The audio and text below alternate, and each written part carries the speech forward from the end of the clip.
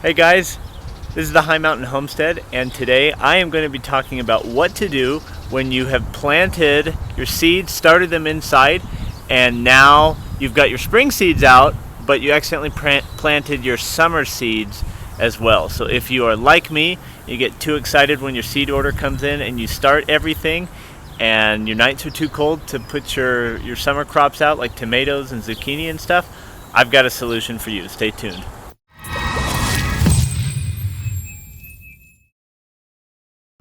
So we just put these boxes in a few days ago. Well, the boxes themselves a few weeks ago, but I planted my spring veggies very recently. So got a little bit of cleanup to do here, but some radishes, lettuce, got spinach back there, kale running down this side, carrots that don't do awesome after transplants, but it's only been about a day and a half, so they'll bounce back. And then beets over here, kind of similar stuff in here. Have some more kale, some cabbage. I have some Brussels sprouts. By the way, I just found out it is Brussels sprouts, not Brussels sprouts. Like, it comes from Brussels. Kind of like, what is it, like Chinese cabbage? Brussels sprouts, not Brussels sprouts. So that's weird. Okay, so I do have a seed starting area inside the house, which is where we're going to be going right now. And I'll show you what it looks like and what I want to turn it into to make sure that my summer crops can actually do a little bit more something while they're in the house. Welcome to our very dank setup of our crops. This is the ugliest it looks because I just stripped out a bunch of summer plants, a bunch of spring plants out of here and put those in the garden. So what's left is my summer plants that honestly, I just shouldn't have started as early as I did. Also, excuse the mess up top. We save milk cartons or gallons of milk for if things do get really cold. We'll take this, like cut off the bottom like we did, and then just put it over a plant when it gets too cold. But we haven't seen that yet, but we just kind of keep it here. It's a mess. So I've got this grower set up that has been really great. It's getting kind of crowded at the bottom, which we are going to fix today. Like I've got, like, PJ, what are you doing planting sunflowers in February? Come on. Like, look at this. I've got like a pumpkin plant. Like, that was so dumb to start a pumpkin plant. But the good news is about that pumpkin plant, it was old seeds. So I didn't know if it was going to start anyway, but it did. So that's cool. But yeah, I've got tomatoes, peppers, sunflowers, watermelon, some zucchini, I think, and pumpkin, which isn't even summer. That's like late summer. So I'm a hot mess over here. But I just like plants. So the problem is that I've got a lot of crowding down here, and these really tall plants want to come up. So I need to take out this shelf and essentially put all of these things, like what are these here? These need to be watered for one. These are cherry tomatoes. So what I'm going to do is either get some Dixie cups like this and put each individual set in a Dixie cup, line the bottom with these areas, and basically clean out the top.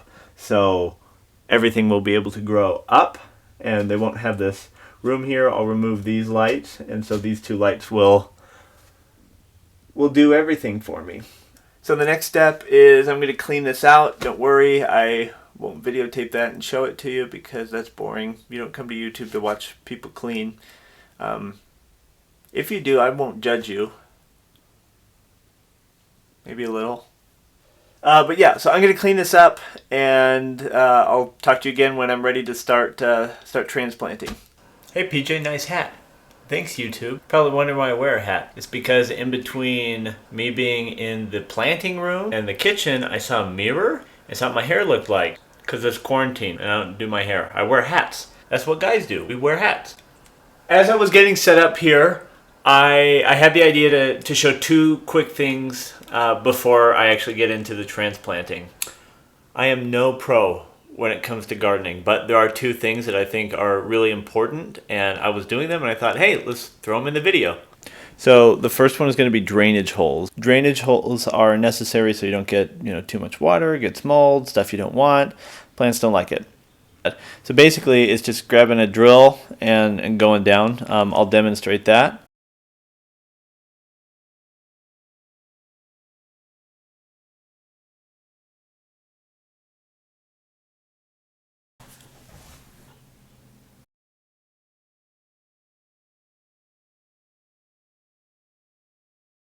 Okay, that's tip number one. Tip number two is super easy. Okay, so the soil that you buy to start your seeds in is super dry. If you know anything about plants, you know that their beverage of choice is H2O. And when you plant them in seed start, that's a really dry substance. Before you plant anything in there, I always recommend throwing some water in there, shaking up the bag, and just letting it sit. It is really hard to do too much water. I might even have to do more after this, but real easy. You pour it in there. I like to use warm water. The reason being is because it just does a lot for the seeds. It helps with germination. Seeds like to feel comfortable with that. So I recommend using warm water for this. I can already tell I didn't get quite enough, so I'm going to fill this up one more time and use it, and then I'm going to let it sit for 10 minutes. I'll shake it up and see what it looks like. But yeah, so those are two things that I recommend doing. Putting holes in there, it's a lot faster to stack them up and go with the drill, and then bada bing. Make sure that your potting soil is super moist. Your plant will thank you for it.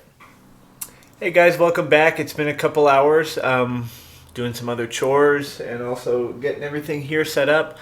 I can already tell that there is so much on here that I probably won't have enough room on that single bottom row, but I have a solution for that. I don't want to tell you because if it doesn't work, I don't want to look stupid. So just know I've got an idea, and I think it's going to pan out. Some things here are looking better than others. I'm happy with this cilantro for the most part. Really, peppers have been doing. These are peppers also. I think these are peppers. That's basil. A lot of stuff's been doing super well under the grower. These are some heirloom tomatoes. Along with all these are heirloom tomatoes. So not super awesome, but I'm going to chalk that up to the fact that they're growing indoors and they don't have a lot of space to grow. So we'll see if this new system gets them growing better. So this video is not about how to transplant these. I have probably like an hour's worth of transplanting to do. So I am just going to put some Netflix on and watch the show while I do this. But I don't want to bore you with that. So I will catch you when these are transplanted. Can I just take a minute and talk about the dark side of gardening? This took so long. I probably watched 8 episodes of Arrested Development. Then I put the kids to bed and my wife took over and she watched another few episodes of Arrested Development. And then when the kids were in bed, we still kept planting and transplanting. So I don't recommend doing this many at one time because then you'll hate your garden. But it's only 9:45 p.m. and I've got 2 small kids and sleep is a joke anyway, so whatever, here we go. Let me talk about what we did. Okay, so these UV lights really like to mess up the camera, so I have kind of this weird angle, but what you can see is I got these two, and basically let them hug each other up top so they could kind of disperse the light outward, because as you can see, I had to get creative and get some wood to put on either side here to get a little bit more space out of this. Another piece is with the drainage, which I had not been doing drainage really before, Plus they were in those peat moss containers, so that ate up a lot of the water. I had to get every tray, every cookie tray, every pizza tin, like everything that we had to make sure that we are catching the drainage. So I'm pretty happy about that. I am worried, however, about how many planter beds we have. We only have 4, and all of our spring veggies are in there, mostly lettuces and stuff like that. But I'm worried that I don't have enough. But the price is not an issue because we got our planter beds pricing down to, I think, $33 for 24 square feet planter bed. I think really what it comes down to is that gardening is a lot of work. It's not for the faint-hearted. I think before I got into this type of situation, I just thought gardening was, soil and water, and that's it. And I have definitely learned my lesson this year, which is next year, just plant stuff when it's ready. Just get it in the ground at an appropriate time. Read the seed packets. Don't be a weirdo and put stuff in the ground too early. Okay, it's late. I'm pretty done. I'm gonna go to bed soon. But thank you for watching this video. I hope it helped some of the weirdos like me that put stuff in dirt too early. Even though we have a pretty good growing system set up, it was still way too early to be putting warm and summer vegetables and crops and herbs in here. So this is a good fix if you made the same mistake that I did, but this is the exception, not the rule. It's totally a better solution to just put them in the ground at the right time. Thanks for watching. This is the High Mountain Homestead, and I will see you on the next video.